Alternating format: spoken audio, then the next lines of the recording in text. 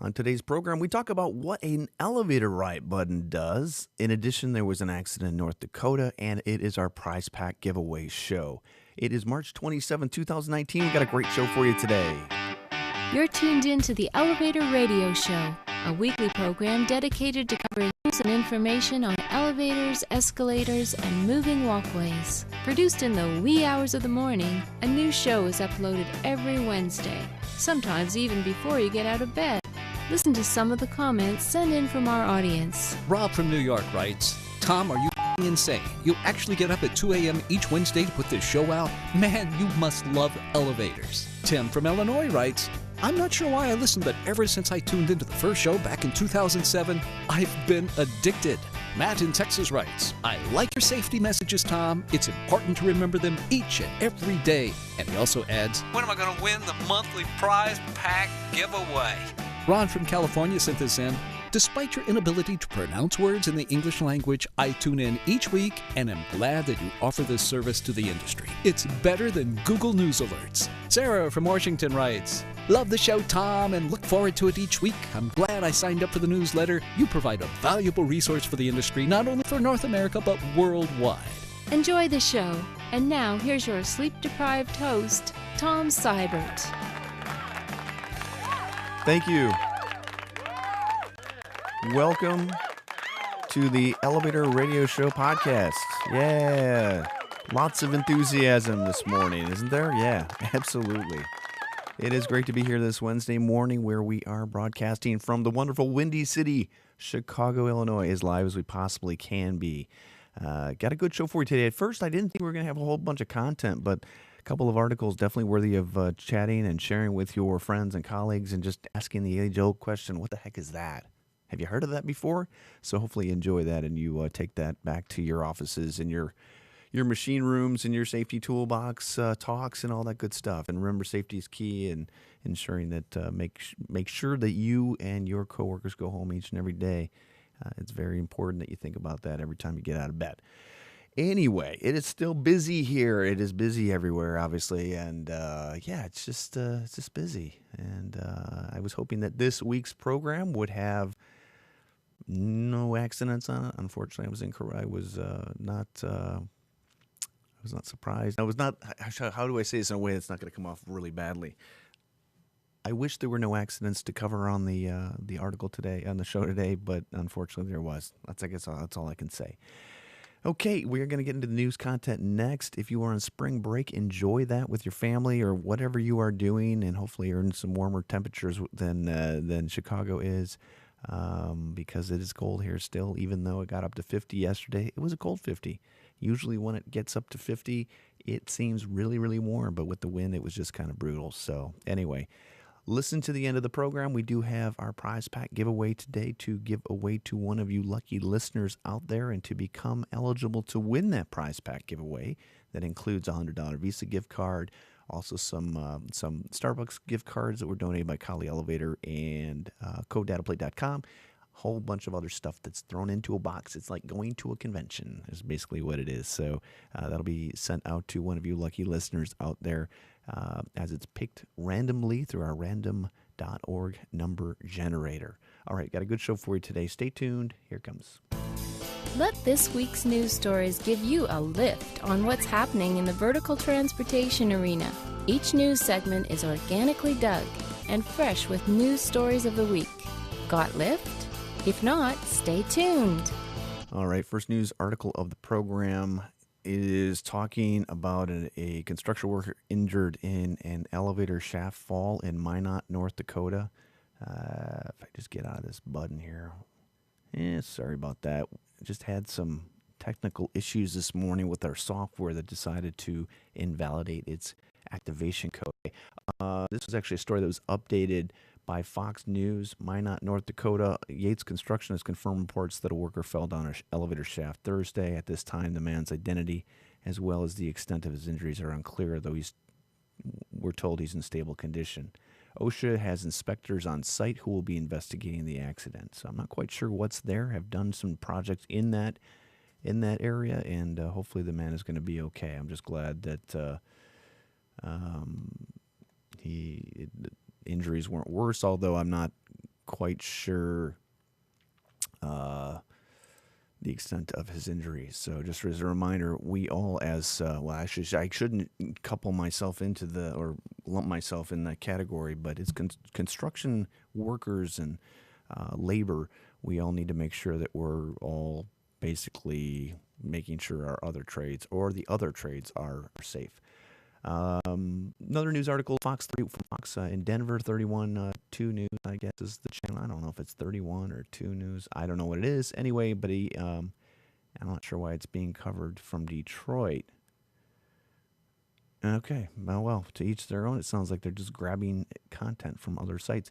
Apparently, Thomas Quigley was beloved husband, dad, and grandpa when the 71-year-old picked up his mother-in-law at a Detroit metro airport in September of last year. His family says he acted like a gentleman and offered to carry her luggage. Both of his hands were full. He lost his balance and fell to his death on the escalator. It's terrible. It's a terrible tragedy. It's awful. I want to commend the family for trying to simply ask for change.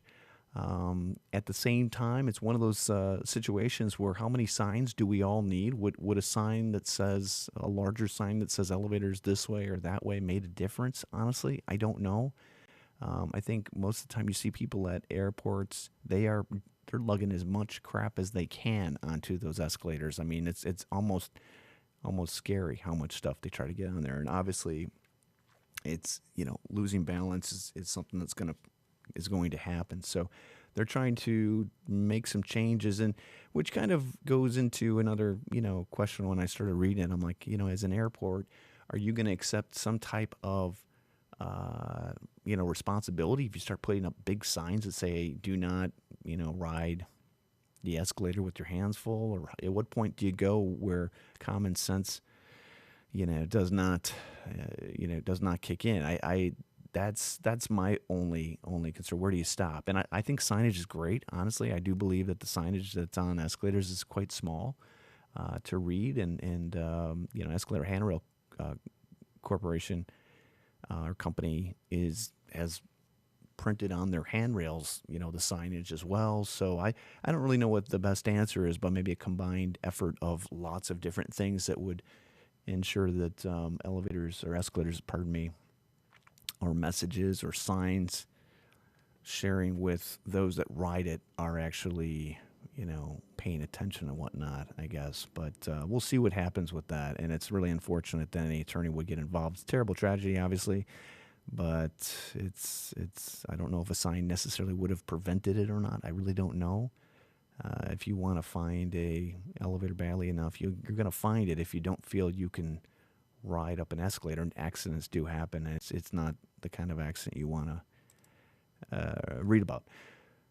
Next news article, I swear it's not even a news article, but I swear I have seen this video before, and I'm not sure how it's coming back again online.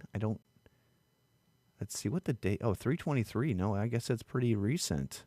I feel like I've seen the same video before.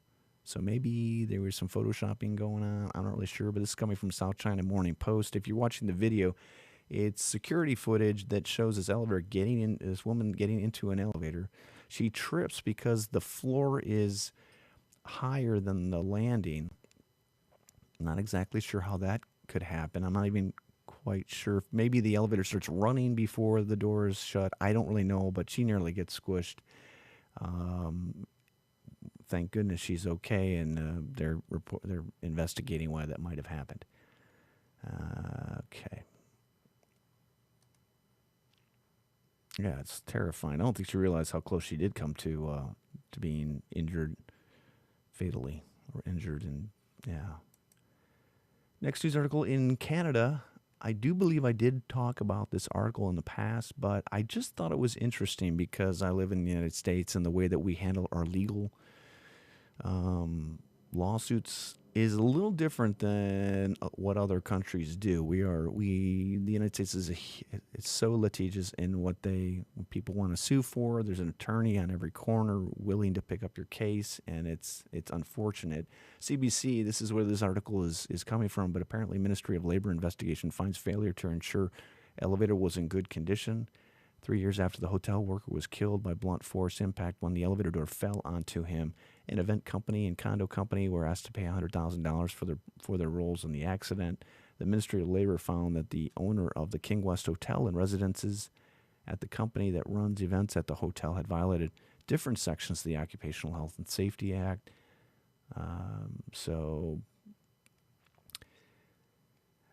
Yeah, it's not good apparently, and that's, you don't see this too often. Well, I guess as it relates to the Occupational Safety Act, United States, we do have the same. We have OSHA that comes in and fines based on when accidents are found in violations. So I guess I'm assuming there's other litigation going on in the background that is on a personal, or not a personal, but on a what's the word? I'm struggling for words today. Civil side of the law. So yeah, make sure your equipment is maintained. Make sure that ultimately it is the owner of the elevator, the building owner, no matter how little they know about elevators or escalators, who is ultimately responsible and ultimately needs to ensure the equipment is running for general riding public as well as those that work on it and around it. So I know it's kind of crazy when you think about it, but they rely on all of us as elevator professionals to help them out. I got to tell you, I got an email the other day from somebody, and I want to say it was Toronto, based on the area code. Just sent me a million photos. And he goes, I need this part. Somebody removed it from my elevator. And it's like, do you have it? And you know, when you get those kind of emails, I get quite a few of them.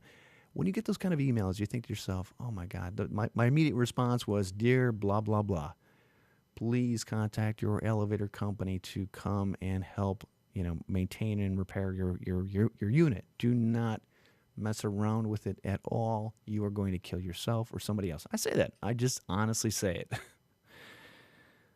I don't know how much more blunt you can be than that, you know. And then they come back, they're all offended. He's like, well, my technician has had 36 years of experience on the job. He's very sharp. He's very smart.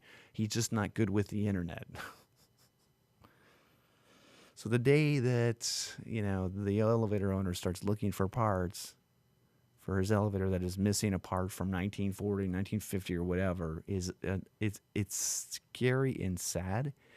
And I just went back to him. I said, listen, I said, I didn't want to really get into it, but I just said, and he's like, well, I'll give you his license number. I'm like, I don't want his license number. I just want you to, you know, stop what you're doing and make sure you have somebody in that building that can maintain your unit, an elevator contractor, a licensed contractor, somebody who has that experience. I'm not sure how they work in Canada, but it's just, that kind of crap, it terrifies me. It just terrifies me. And ultimately, I almost don't even want to respond, because I don't want to be the guy or one of those email chains that after somebody has been injured or worse, gets pulled into some kind of lawsuit because I responded, you know, and I didn't respond correctly. You know, so I just continue, and I choose to do how I do what I do to make the biggest impact to wake those types of people who contact me up. And I've continued to do it because it's scary as crap, some of the stuff that's going on out there by building owners. It really is. And if you're an attorney, you want to subpoena me, please do not. For anything. It will not get you very far. Okay. Next news article, transit crews work to improve elevator and escalator safety. Channel 11, New York's very own PIX channel, is reporting on the MTA, and they've been trying to improve accessibility. The quarterly report on elevator and escalator status was released for the end of 2018. No thanks, I do not want to be notified by you.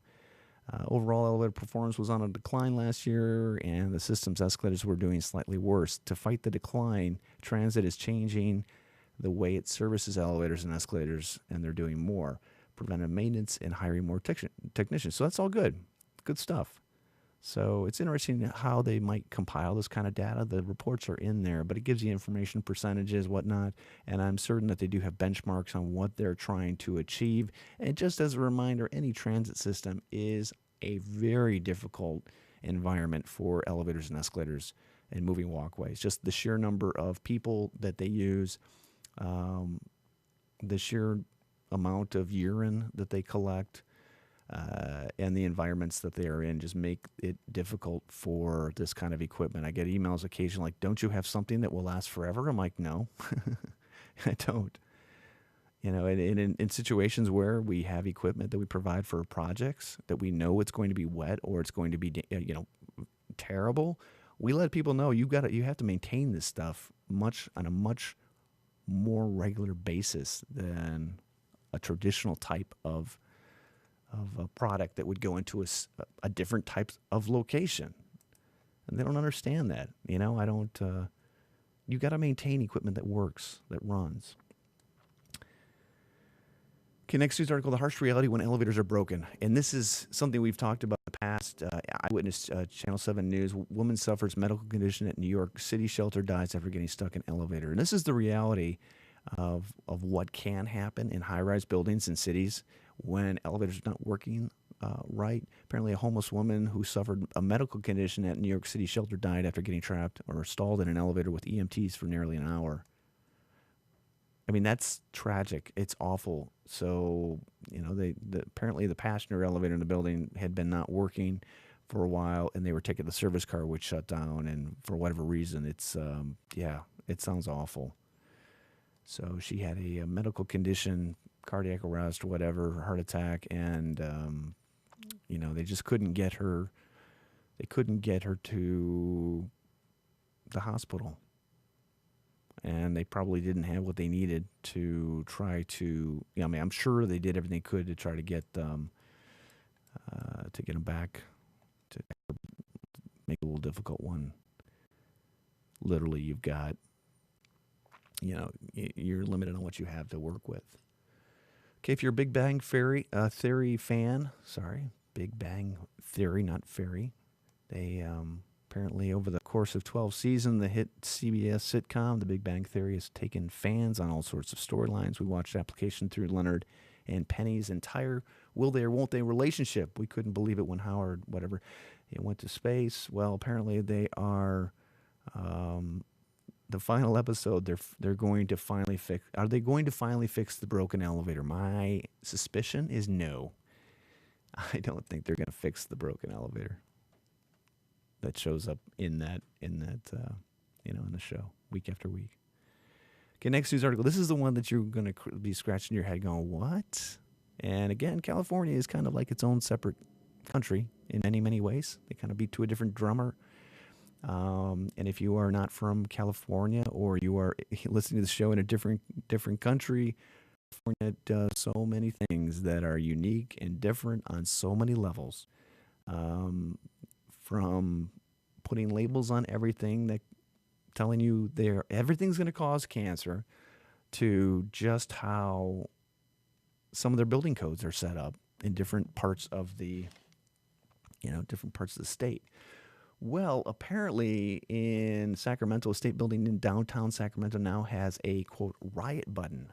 You heard me right, riot. And if you look at the photo in the show notes, compliments of the interweb, people who worked in the building weren't quite sure, what is this? It's a riot button. What does it do? Well, apparently, I guess some nervous people in this building thought it'd be a good idea to install a riot button that in the event of a riot, I don't know whether or not this is a lens or a button, would light up and the elevator would not return to the first floor.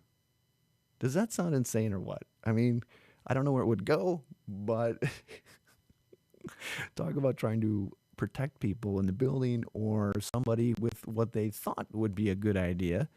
And I don't know how this works, but maybe we'll see a day when you can toggle your elevator controller so that it has all these different functions. Like, I'm going to enable the right button function, or I'm going to enable, whatever you want to, they've got Sabbath service for those who, in New York, or anywhere for that matter, that are not allowed to use, I guess, anything that's electric. I don't really know. But anyway, long and short of it is that now there's a riot button and a riot function. I do not believe the elevator code even addresses this. Nor do I think it ever will and for good reason. So I wonder what other kinds of buttons and operations we're going to see in the future. How many do you think? Crazy. I don't even know how an inspector would allow that to happen, I'll be honest with you. Unless it's in the building where the inspectors actually reside and work. Maybe that's a thing. Okay, Judy Marks leads Otis Elevator in tech. What was the title of this? Tech Fueled Quest for Growth. And if you don't know who Judy Marks is, she is, UTC breaks apart. Judy Marks leads Otis Elevator on a tech-fueled quest for growth. Otis Elevator is one of the more profitable companies to invest in of the different entities of Unitech, and it's interesting to see where just a lot of businesses out there who are buying up companies that specialize in AI, stuff like that, and I think we're going to see a lot more AI-type programs where we'll look back 10 years from now and be like, yeah, man, remember when you had to look something up in your phone or you had to press an elevator button? We're always going to have to press an elevator button. Don't discount that. But as AI gets more advanced, I wonder whether or not, and it's just fascinating to me just to see how different things are going to change in the next 10 years and how technology will either help or hurt or just pull more of our data and privacy away from us. I think that's probably what's going to happen in the end. And you know what I mean? Where literally your phone is trying to predict what you're going to do. Every time I get in my car, my phone is telling me how, wherever I'm at, it knows. It learns my patterns. Like Saturday mornings, I go to Home Depot. It knows. It'll tell me, okay, it's going to take you 10 minutes to get to Home Depot, or they're not open or not. I'm like, geez, it's a little scary. But we're going to see more and more of that as future moves on. But yeah, Otis Elevator has always been a good performer when it comes to the entities that are within Unitech. Carrier's also been good. Skorowski, whatever. You see tomato, I say tomato. It's another one which I don't know is good. And Chicago Tribune has an article, man killed at Harrah's Casino Hotel in Joliet was stabbed 26 times. Ugh. I can't imagine being the cleanup crew on that, and I can't believe there's bail set for this guy. He's charged with murder. A $5 million bond? Come on. How do they do that? And for whatever reason, just crazy. And last news article of the show, IAC, if you haven't signed up for that already, it's in Reno, Nevada, April 3rd through May 3rd. So that's the International Association of Elevator Consultants. I've never been to Reno. I wish I could go to this, but I can't. Got a wedding on the 4th. But yeah, I hope everybody has a great time for that. So get signed up for that. All right, we're going to do our prize pack giveaway now. And bear with me one moment now. If you ever need a random number generator, random.org is the one that you want. That's a good one to do. So you put your minimum, maximum number 2610. Okay, scroll down my email list. Okay, Riley from Boston. You are the winner of the March 2019 prize pack giveaway. Thank you for tuning in. Greatly appreciate that, Riley. I'll be sending you an email shortly confirming all of your information. Your 411, as the hipsters say. So anyway, as always, excuse me, thank you for joining me today. You have a great week. Be safe. Think spring. And talk to your coworkers about some of the stories we talked about today, okay? And take care. We'll talk to you next week. Bye-bye.